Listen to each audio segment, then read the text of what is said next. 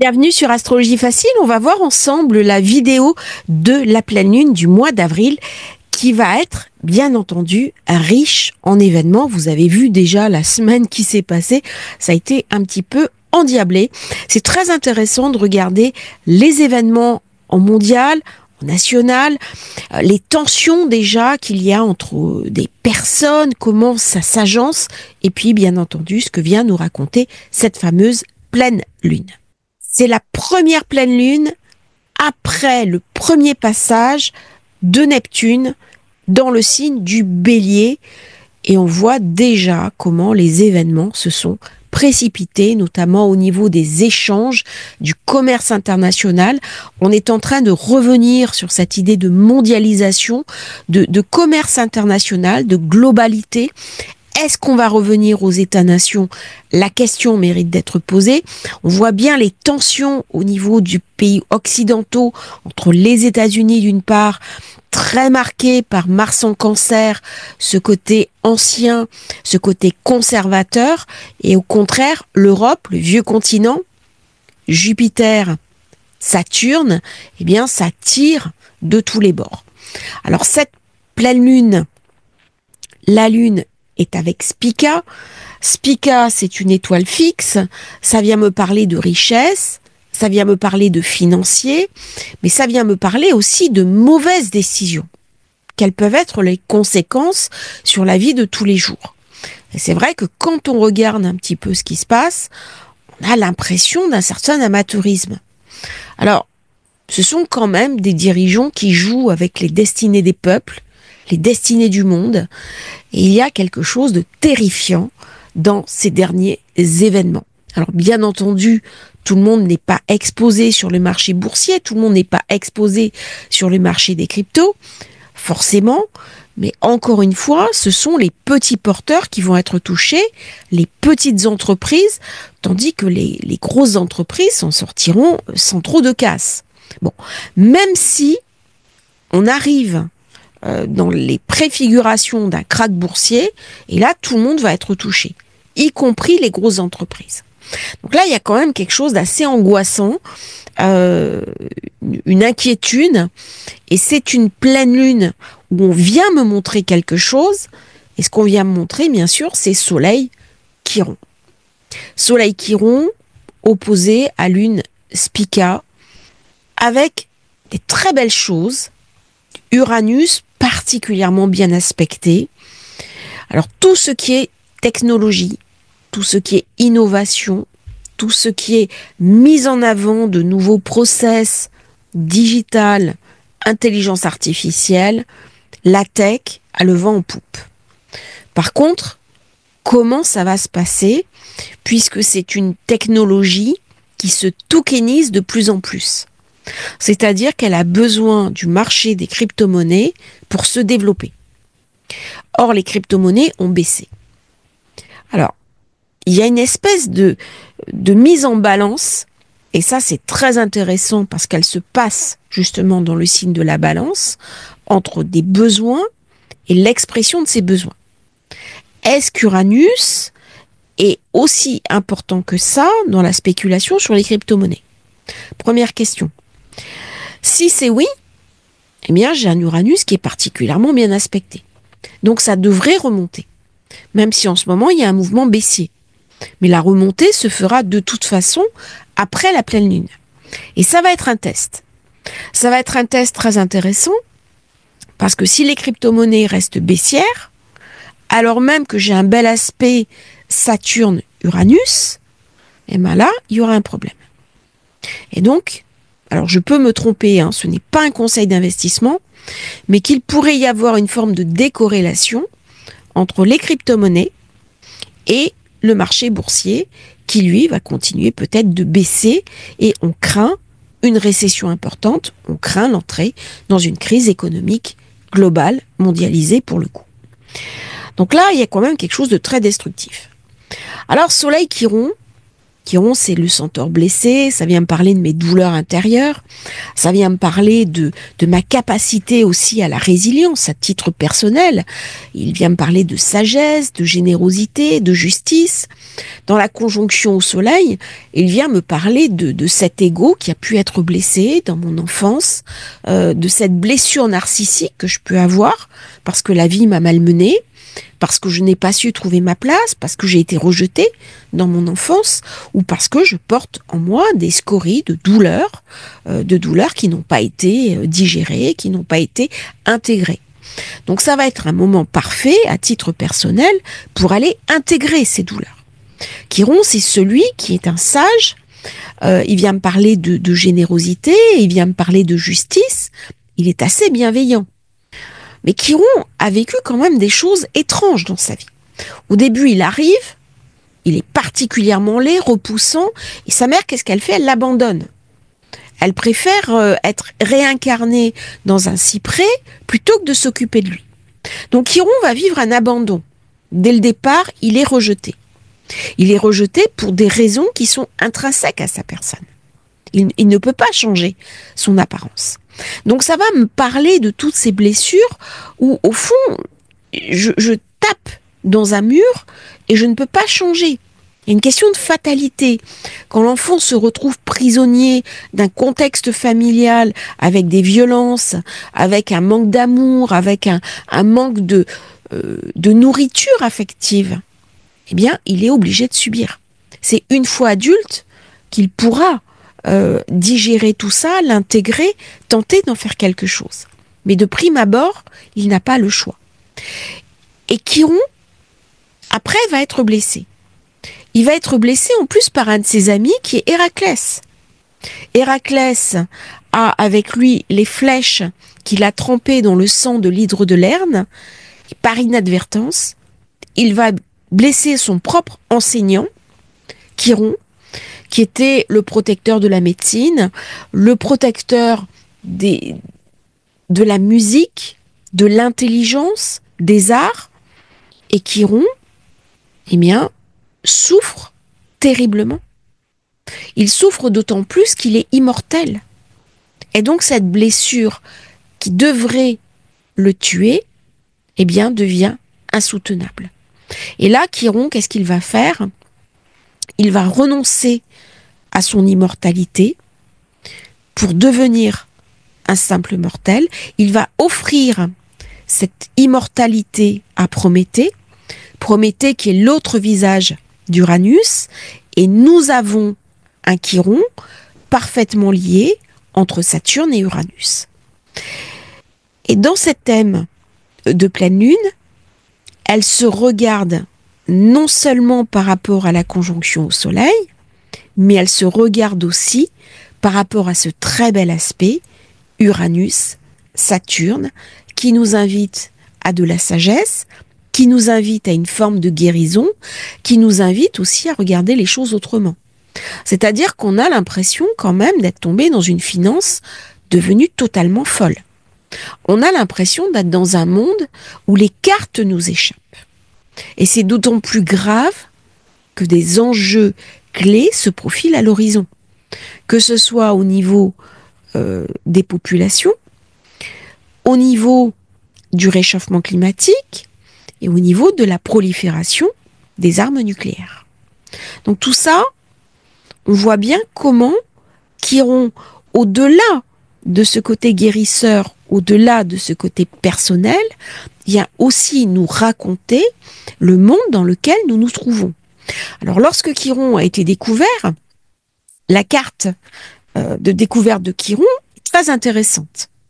J'ai un Pluton qui trône en milieu du ciel. Pluton en milieu du ciel, il vient forcément me parler d'une part du nucléaire et d'autre part d'un format de destruction. On est dans la mort avec Pluton. Chiron, pour arrêter sa blessure, il est obligé de renoncer à quelque chose. Et il va mourir. Donc on est complètement dans cette idée de Pluton au milieu du ciel. Au moment où Chiron a été découvert, il y a eu un accord passé au niveau de Brejnev pour arrêter la prolifération des armes nucléaires en Russie. On a eu un autre événement, donc c'était en novembre 77, où Anwar el-Sadat, qui était le président égyptien, est venu pour la première fois en Israël pour tenter de trouver un accord. C'est-à-dire, il y a les relations diplomatiques entre Israël et l'Égypte ont été réchauffées à ce moment-là. Donc il y a une espèce de concorde au niveau de Quiron. Que vient me raconter la Lune en Balance? Elle vient me parler d'accords. Elle est dans la zone des accords internationaux. Elle ne peut pas faire semblant. Elle a besoin d'un équilibre. Elle a besoin d'un retour à la paix. C'est pareil dans nos vies. Si je suis dans un monde extrêmement chaotique, comment je vais pouvoir me projeter? Comment vais-je pouvoir envisager l'avenir?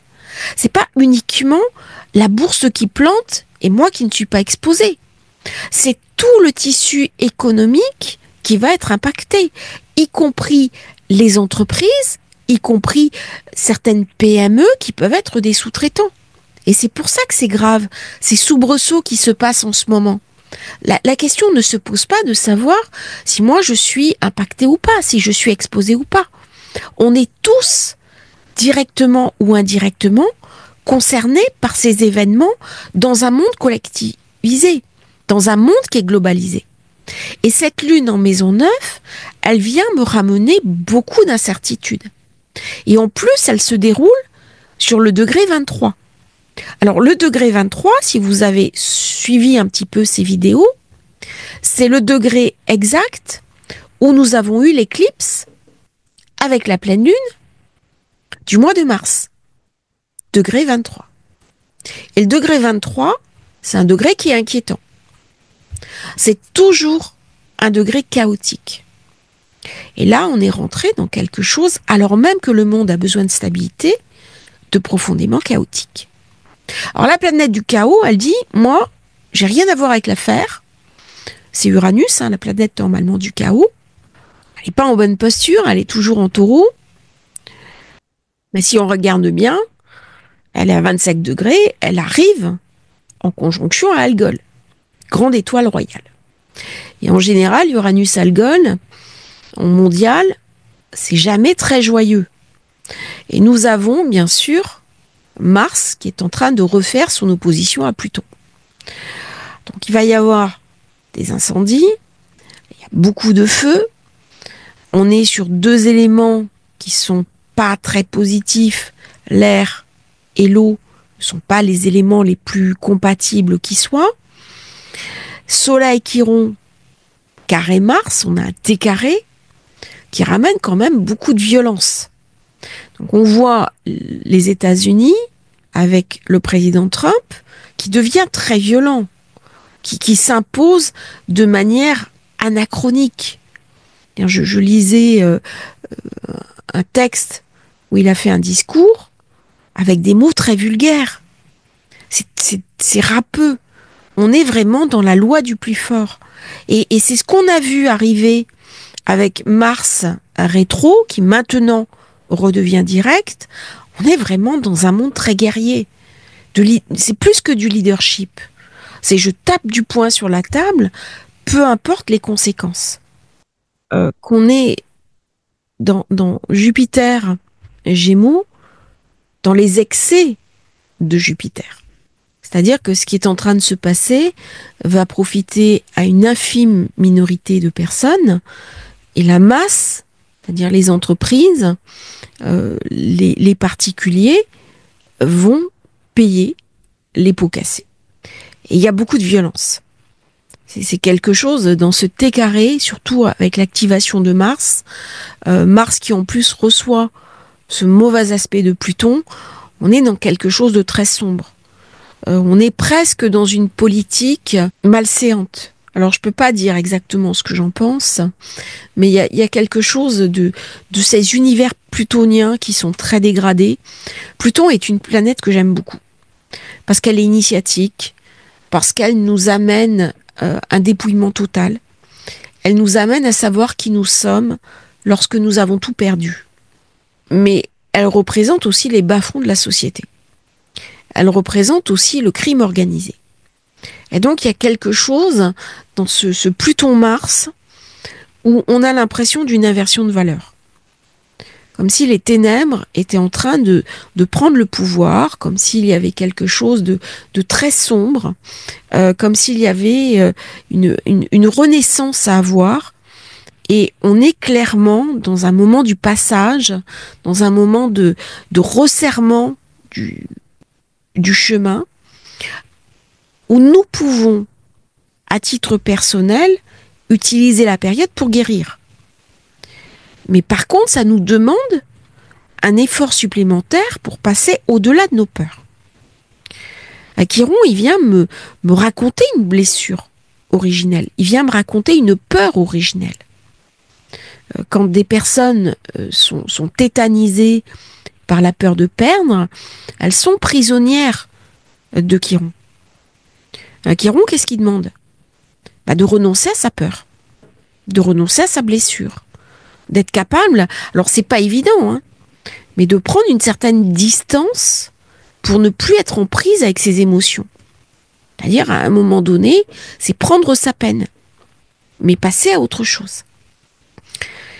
Si je regarde un monde en train de changer et que je suis effondrée parce que je n'arrive pas à suivre le mouvement, eh bien, je suis dans une des versions de Chiron où Chiron représente la blessure. Mais l'autre version de Chiron, c'est la guérison. Chiron, il amène toujours une crise. Le passage de Chiron sur Chiron, c'est la crise de la cinquantaine. C'est-à-dire, une étape de ma vie s'achève, comment je vais pouvoir préparer la suivante ? Qui vient me parler d'équilibre, des équilibres. C'est une carte où c'est Vénus qui a le pouvoir, elle est en force, elle est avec Saturne, elle est dans le Poisson, et on voit bien comment chaque pays va venir négocier et quelque part s'incliner dans un espèce de geste de féodalité. C'est-à-dire que là, c'est non seulement America First, mais c'est aussi je mets en avant ma toute-puissance et les autres viennent s'incliner devant moi. C'est très agressif. Pourquoi ils viennent s'incliner devant moi ?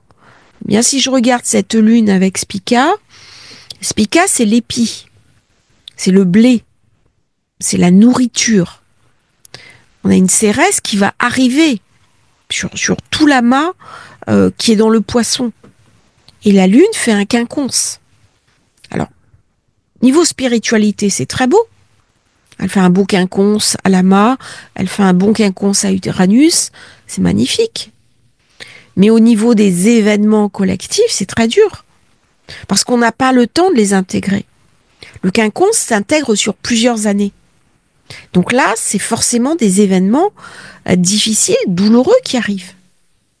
Il y a des contrats qui vont sauter. Il y a des conventions internationales qui vont sauter. C'est tout le droit international qui est en train d'être revu. Tous les traités qui vont exploser. Là, on est vraiment dans ce Spica, les décisions controversées. Alors bien sûr, ça va me parler des honneurs, ça va me parler de la richesse. Mais cette richesse, où est-ce qu'elle va ? Comment elle se met en place ?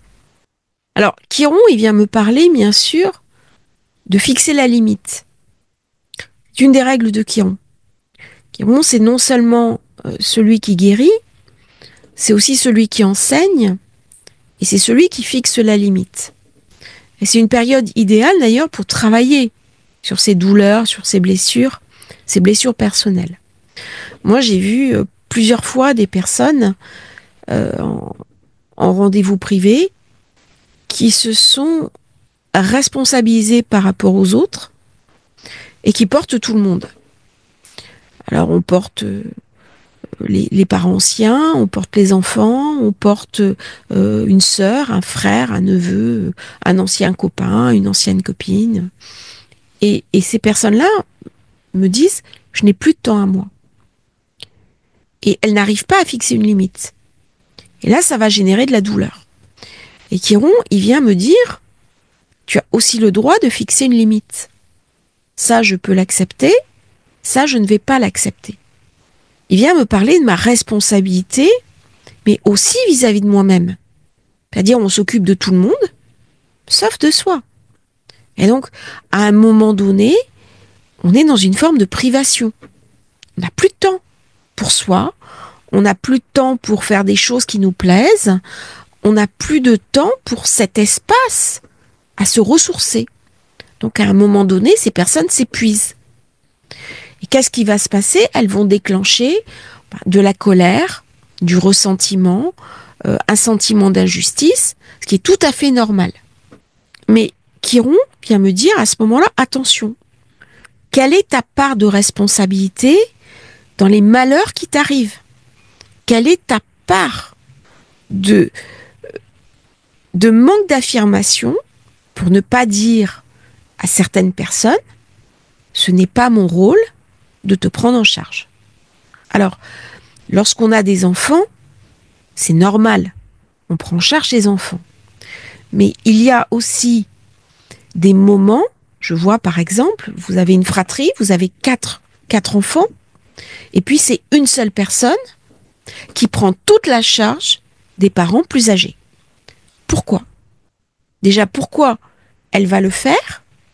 Pourquoi elle ne va pas dire aux autres, chacun fait sa part? Alors les autres vont dire, oui mais tu comprends, j'ai mon travail.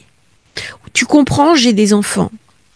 Mais peut-être que la personne peut dire, ben moi aussi j'ai mes impératifs. Et à ce moment-là, on se met autour d'une table et on discute. Parce que pourquoi le travail du frère aurait moins de valeur que le travail de la sœur? Je parle de travail professionnel. Et on se retrouve dans des situations complètement anachroniques. Et je vois beaucoup ça dans mes rendez-vous et j'essaie d'aider la personne avec beaucoup de bienveillance, beaucoup de tact aussi, à exprimer ses propres besoins et s'écouter, écouter ce qui est important pour elle.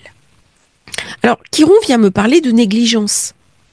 Mais cette négligence, c'est moi-même qui me donne ma propre négligence. Je me néglige. Je ne m'occupe pas de moi. Je m'occupe principalement des autres. Il vient me parler aussi de dévalorisation. Comment je vais pouvoir retrouver ma valeur? Et là, c'est très intéressant parce que avec la crise qui arrive, c'est une crise de valeur. La bourse, ce sont des valeurs. Les cryptos, ce sont des valeurs. Donc on est bien dans une crise de dévalorisation. Et alors ce qui est intéressant, c'est de regarder comment ça se manifeste à l'extérieur. Mais quand je doute de moi-même, eh bien je ne suis pas dans la protection de mes propres valeurs. Alors j'ai travaillé il y a quelque temps avec une personne qui avait perdu de l'argent et on avait exploré d'ailleurs ce type de chemin en essayant de comprendre pourquoi elle s'était mise dans ce type de position. C'est-à-dire que quand je me mets au centre, en me disant la bourse baisse, je perds beaucoup d'argent. C'est pas ça la question. C'est de se dire pourquoi je me suis mis dans ce type de situation. Qu'est-ce qui a fait au niveau de ma dévalorisation que je n'ai pas protégé mes actifs et mes avoirs? Pourquoi? Et là, on part regarder dans le thème ce qui se passe. Et on active notamment Chiron. Et ça, c'est très intéressant. Ça permet justement d'utiliser l'extérieur et les événements extérieurs comme un reflet de mes intériorités. Et c'est pour ça que je parle beaucoup des événements en mondial, parce que c'est aussi le reflet de ce qui se passe à l'intérieur de moi. Quand il y a des tensions dans le monde, j'ai aussi à l'intérieur de moi ces tensions. Alors, Chiron vient me parler aussi de blessures du passé, mais il vient me parler de mon ombre. Alors, le soleil sur Chiron, ça veut dire que la période va être éclairante pour nos ombres. Qu'est-ce qui va m'être montré? Qu'est-ce que je vais voir? Eh bien, tous mes schémas dysfonctionnels. Et Chiron est aussi là pour nous éclairer, à travers des événements difficiles de notre vie sur nos schémas dysfonctionnels. Alors que ce soit à titre personnel ou à titre collectif. Bien entendu, il y a l'abandon, c'est-à-dire la peur constante que les autres nous quittent, ne soient pas fiables. Il y a les carences affectives, souvent liées à l'enfance, quand l'enfant a manqué d'amour, a manqué de nourriture affective, la peur de ne pas recevoir assez d'attention, d'amour, de soutien. Et donc, ça peut entraîner des mécanismes de contrôle de l'autre, des tentatives de prendre le pouvoir. J'ai besoin de toi.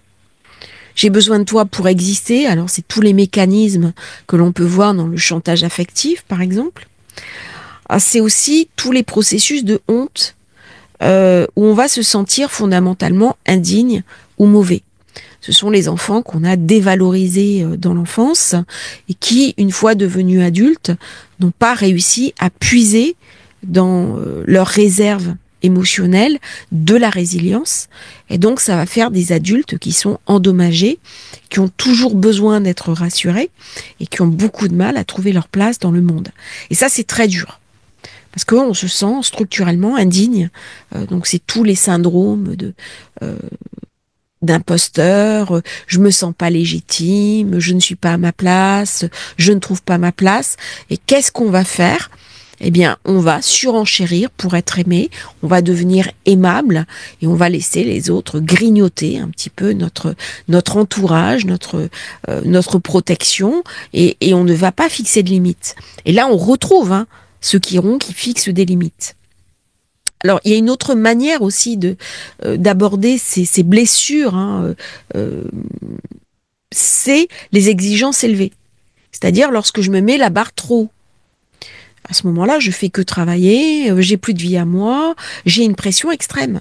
Alors, c'est tous les phénomènes de burn-out, de perfectionnisme, c'est-à-dire on veut être parfait, on veut être performant, mais on veut pas non seulement être performant, on veut être le meilleur dans son domaine.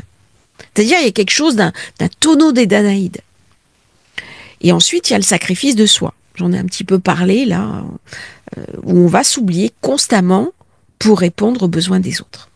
Alors en soi, à des moments, on peut être amené en effet à penser aux autres. Vous avez un jeune enfant, vous n'avez pas le choix. La nuit, vous vous levez, il faut s'occuper de lui. Mais à un moment donné, l'enfant va grandir et vous êtes autorisé aussi à reprendre votre vie et vos priorités. Et donc à sortir de ce schéma limitant. Alors Chiron, c'est aussi un prophète. C'est celui qui voit l'avenir. Il est prémonitoire. La prémonition de Chiron, c'est une nouvelle médecine. Et d'ailleurs, quand on a découvert Chiron, c'est là où a émergé tout le mouvement holistique. Tout le mouvement où on va soigner différemment. Mais il y a aussi dans Chiron une intuition. Et c'est intéressant de regarder où se trouve Chiron dans votre thème, parce que s'il est dans certains signes très intuitifs, vous avez forcément un réservoir de sensibilité pour capter le monde avec beaucoup de subtilité et vous ouvrir des portes de l'invisible. Quand Chiron a été découvert, Neptune était en 12. Et donc il y a vraiment quelque chose au niveau du sacré, de cette capacité à se connecter avec ce qu'il y a de plus subtil. C'est-à-dire au-delà de la crise qu'on traverse en ce moment. Si on regarde ce côté économique qui est très dur, il y a peut-être quelque chose qui nous échappe. Il y a peut-être quelque chose qu'on ne voit pas. Chiron, il a renoncé à quelque chose pour ne pas avoir quelque chose. Nous sommes dans une période où il y a d'énormes tensions, notamment au niveau nucléaire. On a un Mars opposé Pluton. Les tensions entre les personnes sont extrêmes. Il y a beaucoup de violence. Et on va le sentir d'ailleurs dans les rapports aux autres. J'avais dit que le mois d'avril serait assez tendu. C'est un mois qui qui va marquer dans l'année. Mais peut-être que focaliser l'attention sur le côté financier va empêcher un plus grand dommage, quelque chose de beaucoup plus destructeur. C'est une des questions que je me pose avec cette carte. Alors j'ai un très bel aspect Lune-Jupiter, c'est-à-dire on peut sembler faire quelque chose de fou, mais peut-être que derrière, il y a quelque chose que je ne vois pas encore. Et pourtant, on est en pleine Lune. Il y a ce très bel aspect entre Saturne, Uranus, qui est en train de se former, accompagné de Vénus, accompagné de Mercure, avec le nœud nord. Là, j'ai une dynamique de conscience qui se met en place. C'est vraiment quelque chose où je dois me rendre. C'est-à-dire, on était sur quelque chose de complètement fou. C'est-à-dire, on mange des fruits qui viennent tout autour du monde et on nous limite au niveau de nos voitures. C'est anachronique.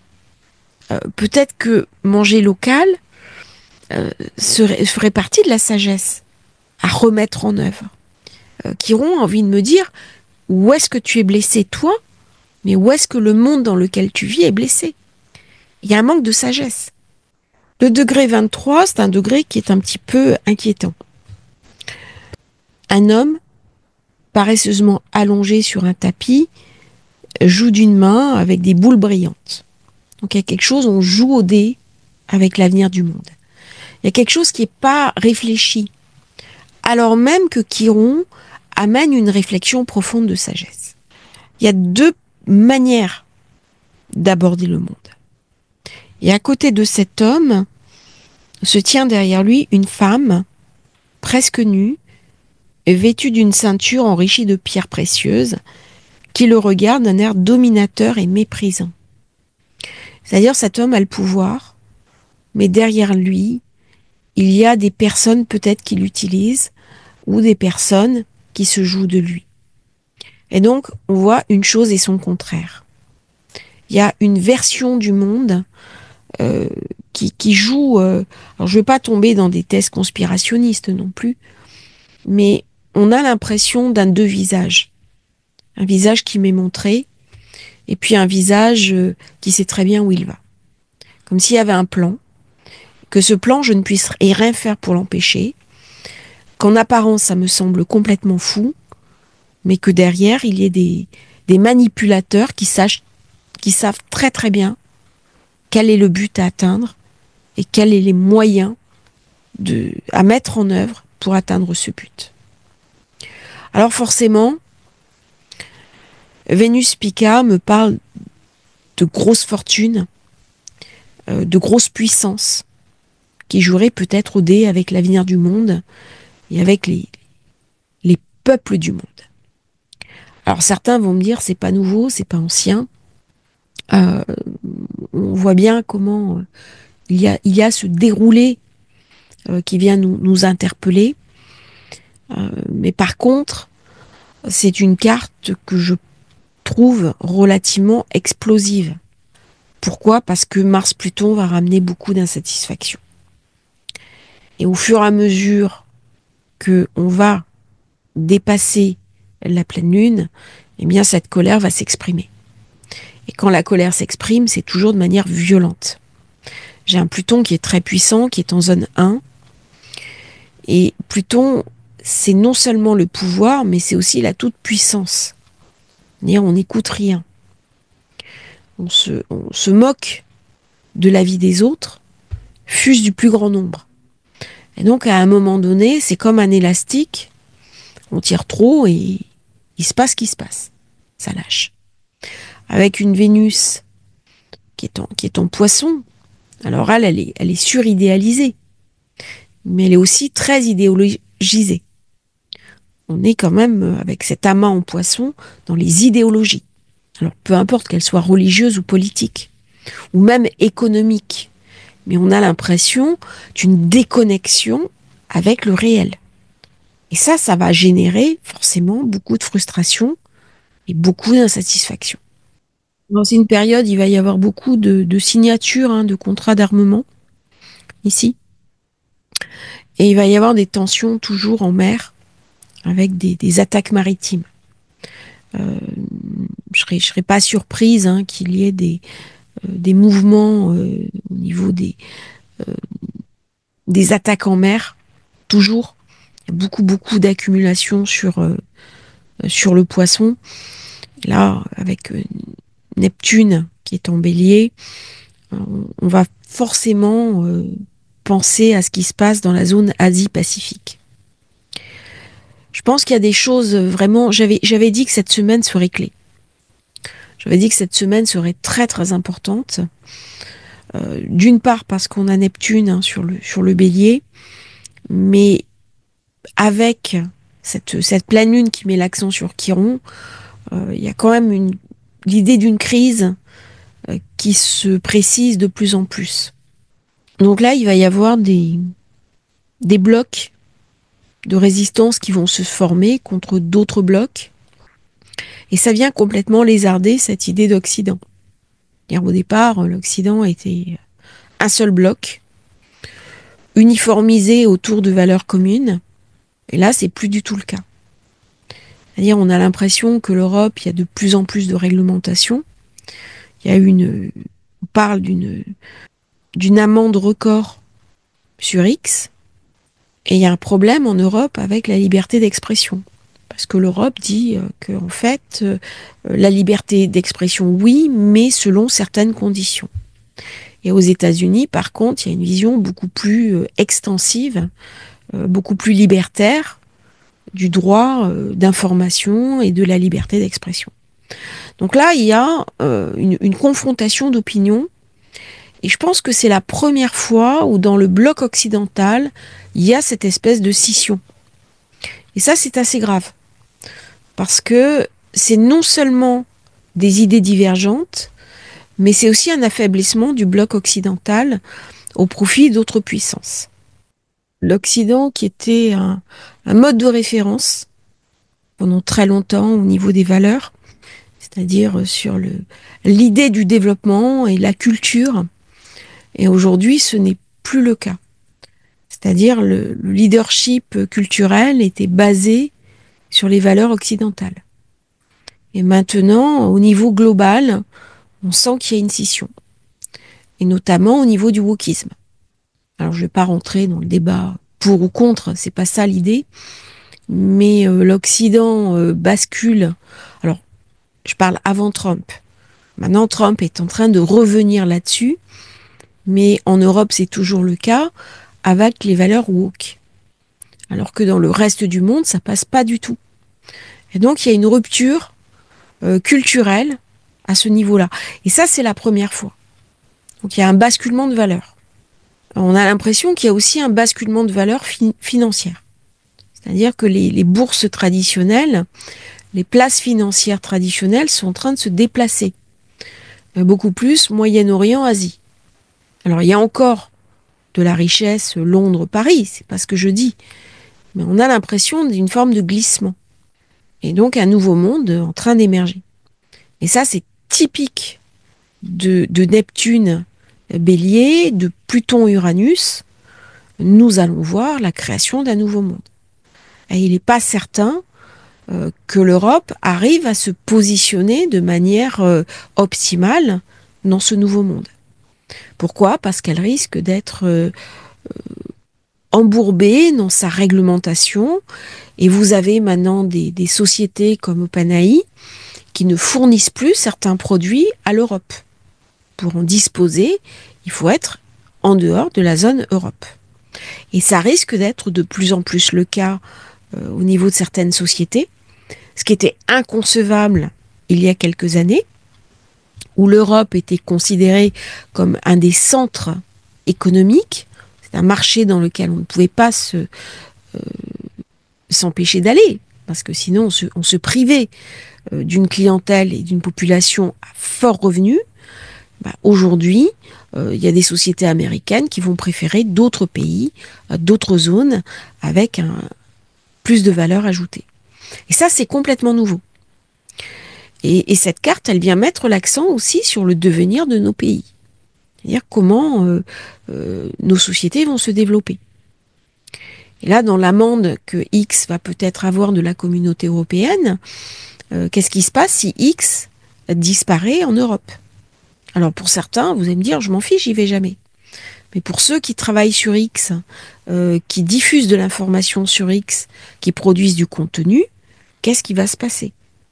Voilà, c'est tout ce genre de questions que cette pleine lune vient nous montrer pour décrire l'avenir dans lequel nous avons envie de vivre. Et ça va se faire de manière relativement violente. C'est pas des questions qu'on va se poser de manière hypothétique. C'est assez violent. C'est-à-dire, ça vient se poser entre tensions de chefs d'État, tensions entre pays, entre explosions, entre prises de pouvoir, des choses qui sont très dures. Donc, comment on va pouvoir se protéger? Eh bien, en étant flexible, en étant innovant. Et la réponse, elle vient d'Uranus. C'est par ma créativité que je vais pouvoir innover. C'est ce qui a permis à l'humanité de se développer. Et c'est quelque chose qui n'est plus développé, notamment dans un pays comme la France, alors que c'était notre force. C'était notre capacité à changer. C'était notre capacité à avoir des idées de génie. Et c'est quand même des pays comme la France, qui a inventé le cinéma, qui a participé à toutes les grandes inventions. Et cette créativité qui est marquée dans notre ADN, elle est plus du tout favorisée dans le système scolaire actuel. Et à titre personnel, on est vraiment invité à nourrir cette créativité, à la mettre en œuvre, eh bien pour répondre aussi favorablement aux enjeux qui vont se présenter à nous. Parce qu'on arrive dans un monde qui est complètement chaotique. Et ça peut générer beaucoup d'anxiété. Alors, où je suis passif, j'ai peur, et puis j'éteins les informations et je veux pas voir ce qui se passe, ou alors je mets en œuvre une créativité. Et ça me permet d'aller au-delà du système, au-delà des événements qui se passent. Et donc de rentrer dans quelque chose de positif. L'idée, c'est, même si le monde autour de soi est difficile, même s'il est rugueux, comment on va pouvoir nager? C'est ça la réponse à se poser. C'est quand j'ai un thème difficile, comment je vais pouvoir m'en sortir? Quand j'ai un transit difficile, comment je vais pouvoir m'en sortir? Quand j'ai une révolution solaire qui promet d'être complexe, comment je peux m'en sortir? C'est toutes ces questions-là, en fait, qui nous sont posées. Alors, on va passer maintenant, après ce brossage, sur le personnel, le signe par signe. Alors, pour les béliers, si vous êtes bélier, eh ben, ça va mettre bien sûr l'accent sur le couple. Le couple, la maison, les conflits dans la maison. Et si vous êtes avec une personne avec qui il n'y a plus d'entente, eh ben, il est possible que au mois d'avril, vous preniez des décisions de séparation. C'est un aspect assez dur. C'est un aspect qui vient heurter la sensibilité. Et c'est un mois où vous n'allez pas accepter de vous soumettre, vous n'allez pas accepter les compromis, les compromissions, et vous n'allez pas accepter qu'on prenne une emprise sur vous. Donc ça va être le moment, si vous êtes dans une situation délétère, pour vous en sortir, pour aller affirmer vos besoins, raconter à l'autre les nécessités que vous avez en vous et trouver des solutions opportunes. Alors bien entendu, c'est une période aussi où vous pouvez lancer des travaux dans votre maison, de la rénovation, des travaux assez physiques. D'un coup, on s'aperçoit que on peut plus vivre comme ça. Donc il y a un grand changement intérieur qui peut se faire. C'est une période idéale aussi pour guérir, pour regarder ses douleurs en face. C'est vraiment une période où on est invité à ouvrir les yeux, à ne pas mettre son mouchoir dessus et à se faire confiance. Si vous êtes taureau,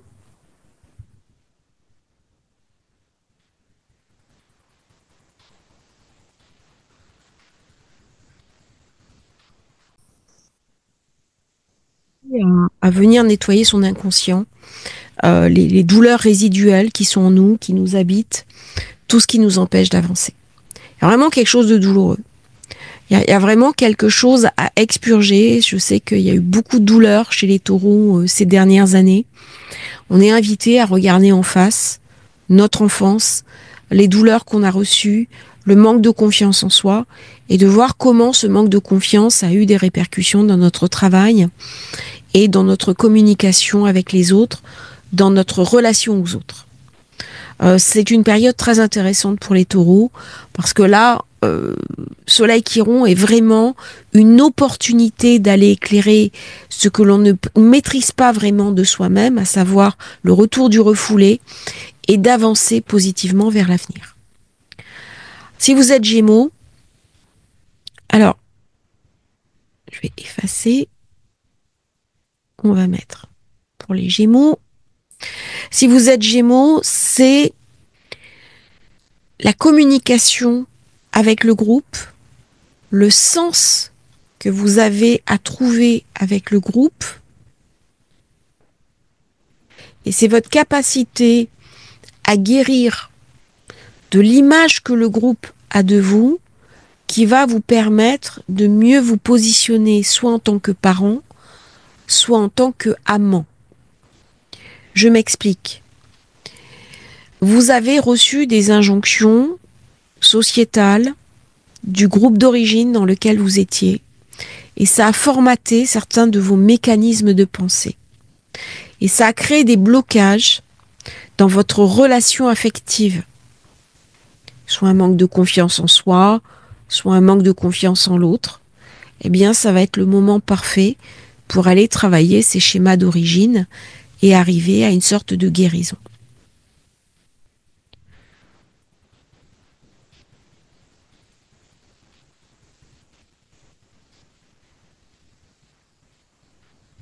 Si vous êtes Cancer, là on va parler de douleurs professionnelles. Les douleurs qui sont liées non seulement à des échecs, mais aussi à vos ambitions auxquelles vous n'avez pas donné corps. Je vois beaucoup de personnes qui me disent « Quand j'étais enfant, je rêvais de faire ça ». Et alors, on s'est confronté à la vision que les adultes avaient sur notre profession. Il y a un certain nombre de personnes qui n'ont pas choisi leur carrière, ce sont les parents qui ont imposé une carrière, qui ont imposé des études, parce qu'ils avaient une vision. Et du coup, on a confisqué quelque chose à l'enfant, et une fois qu'il est devenu adulte, cet enfant, il n'a pas su remettre sa profession dans le juste alignement. Et ça a créé une forme de détresse personnelle, parce qu'on n'est pas aligné sur son professionnel. Et du coup, ça a des répercussions sur la famille, sur le foyer, et sur la manière dont on interagit avec les autres. Et là, on est invité à savoir ce qui est le plus important pour soi, et si on a des ambitions, eh bien, aller vers ces ambitions. La question de l'ambition est assez malmenée dans un pays comme la France, en particulier au niveau des femmes. Je dirais que les femmes n'ont pas le droit d'avoir des ambitions. Alors, c'est moins vrai dans les nouvelles générations, c'était plus vrai avant. Mais là, il y a vraiment une invitation à aller questionner ces ambitions. Comment je vais m'autoriser cet ascenseur social dont j'ai besoin? Et qu'est-ce que je vais faire pour prendre cet ascenseur alors même que le monde rentre en période chaotique? Il y a des réponses positives à apporter. Si vous êtes Lion,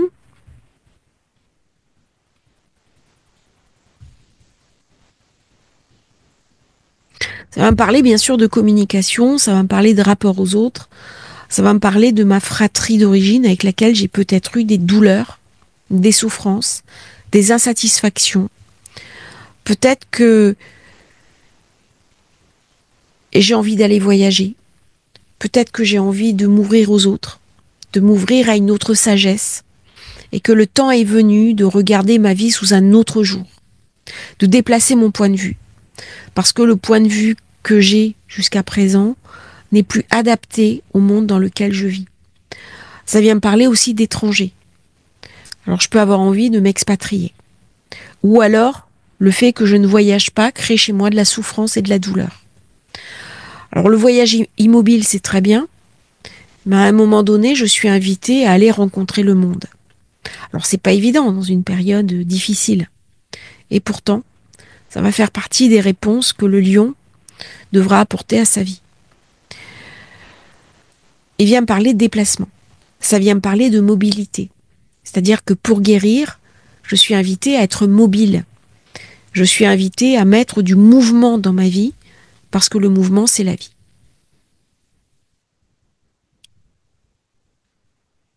Si vous êtes vierge, la vierge, ça vient me parler du financier.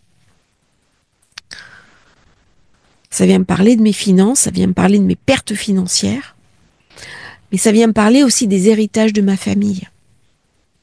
Ça vient me parler des déshéritages de ma famille. Là, on est vraiment dans des douleurs familiales.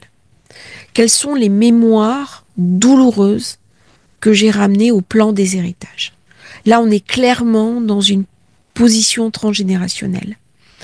Et là, on invite vraiment les personnes du signe de la Vierge ou ascendant Vierge à regarder des schémas de pensée familiaux erronés, les questions financières, les questions d'héritage et surtout les questions de spoliation. Dans quelle mesure la branche familiale dont j'hérite a été spoliée parce que ça a des conséquences sur ma vie en termes de valeur, en termes de valorisation et en termes surtout de confiance en moi. De quoi ai-je été privée? Alors là, on est clairement dans un aspect transgénérationnel. Si vous êtes balance, alors là, la balance, c'est le retour à l'équilibre. Le retour à l'équilibre en acceptant que l'autre est l'autre et en allant travailler l'image dont j'ai hérité familialement de l'image de l'autre. C'est-à-dire peut-être que j'ai peur de l'autre. Ou peut-être qu'on m'a présenté l'autre comme tout puissant. Ou peut-être qu'on m'a interdit de prendre ma place parce que je devais laisser complètement la place à l'autre. Eh bien, je suis invitée à réactualiser maintenant en fonction de mon expérience de vie et d'amener une guérison sur le rapport que j'entretiens avec l'autre. L'autre vécu au plan du conjoint, au plan des amours. Soit l'époux, soit l'épouse. Mais là, il y a quelque chose qui cloche. Et je suis invitée vraiment à réexaminer avec lucidité pourquoi j'ai eu autant d'échecs personnels et notamment affectifs. Pourquoi j'ai peur de l'autre? Ça peut faire partie des questions de la balance. Si vous êtes Scorpion,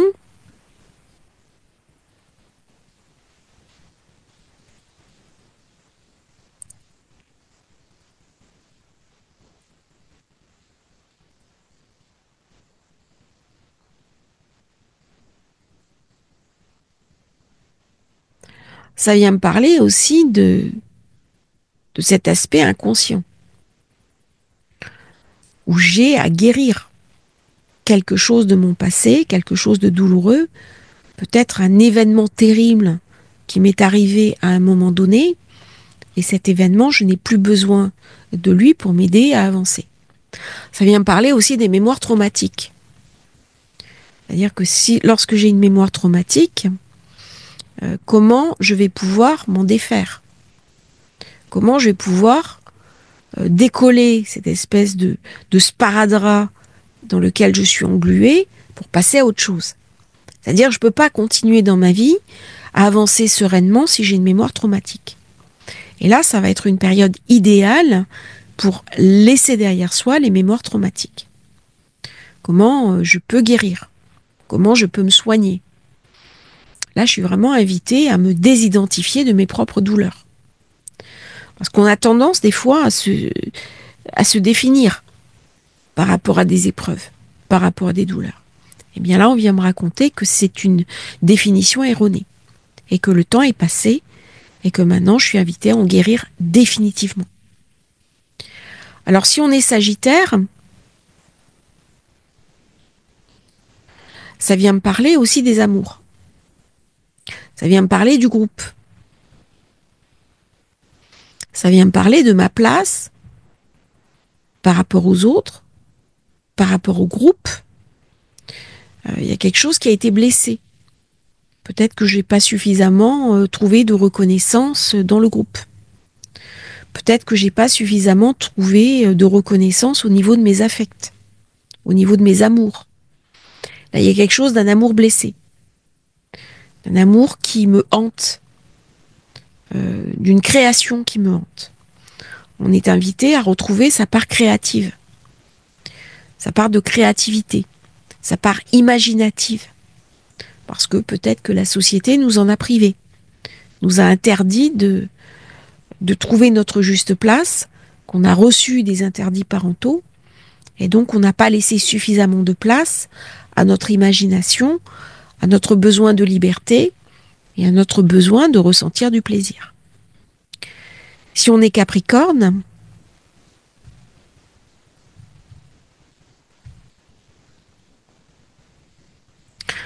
alors le Capricorne,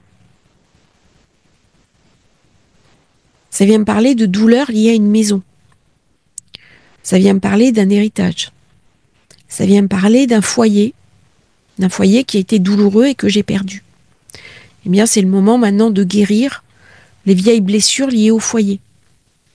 Ça vient me parler aussi de mes mémoires d'abandon auxquelles je suis invitée à renoncer. Pourquoi ? Parce que c'est la perte de la maison. Donc c'est tout ce qui est séparation de l'enfant d'avec ses parents, séparation de l'adulte d'avec un conjoint. Tout ce qui est départ du foyer.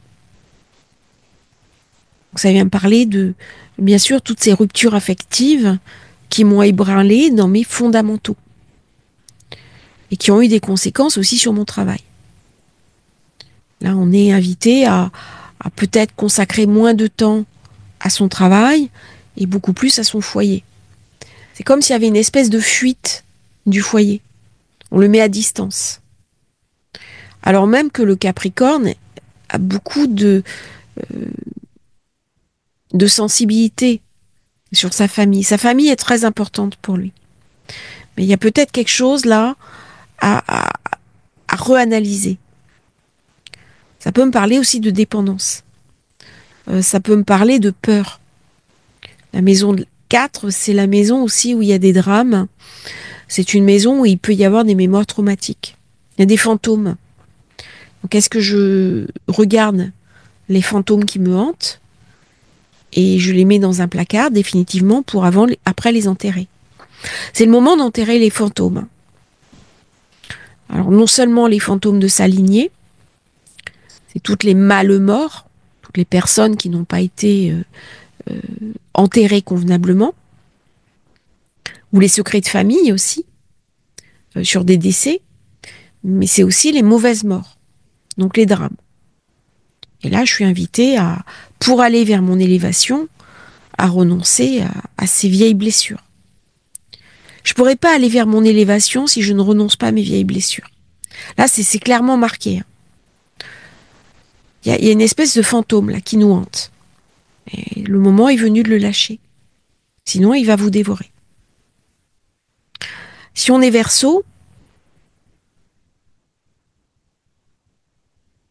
alors là, c'est l'axe 3-9.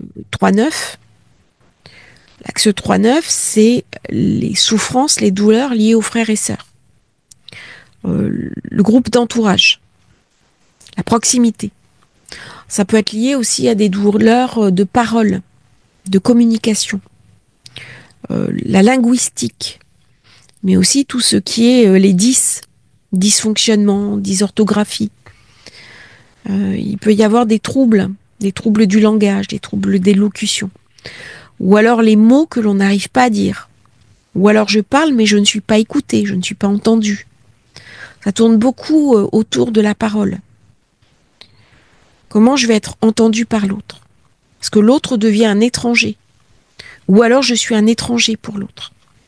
Et ça me fait souffrir. Il y a pu y avoir un manque de proximité avec ses parents quand on était enfant. Et du coup, on peut se sentir étranger dans sa propre famille, marginalisé. Et tout ça, ça va être le moment d'en guérir. Là, il y a vraiment quelque chose pour les Verseaux qui est marqué, qui est très très important, parce que comment je vais pouvoir entrer en contact avec l'autre? La parole, c'est le premier moyen de communication de l'enfant. Et d'ailleurs, la première chose qu'il fait, c'est de pousser le cri. C'est pas encore la parole. Mais ce cri, il est très important. Et on le retrouve d'ailleurs dans le tableau de Munch. C'est tout ce que je n'arrive pas à dire, je vais le crier. Alors c'est un cri ou c'est de la parole? Eh ben, c'est le même signe. Et là, on est vraiment sur le commencement. Donc tous les problèmes de fratrie, il va être temps de dire certaines choses et d'être écouté, d'être entendu. Si on est poisson, ça vient parler, bien sûr. Alors attendez, je vais le noter pour les poissons. Ici, là. Pour le poisson, ça vient parler, bien sûr, du financier. Mais ça vient me parler aussi de mes schémas de pensée liés à l'argent, au financier, à la réussite, aux schémas de pensée erronés dont j'ai hérité de par ma famille.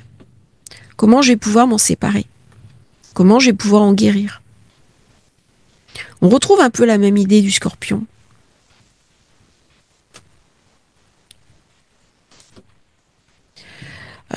On retrouve cet axe de 8.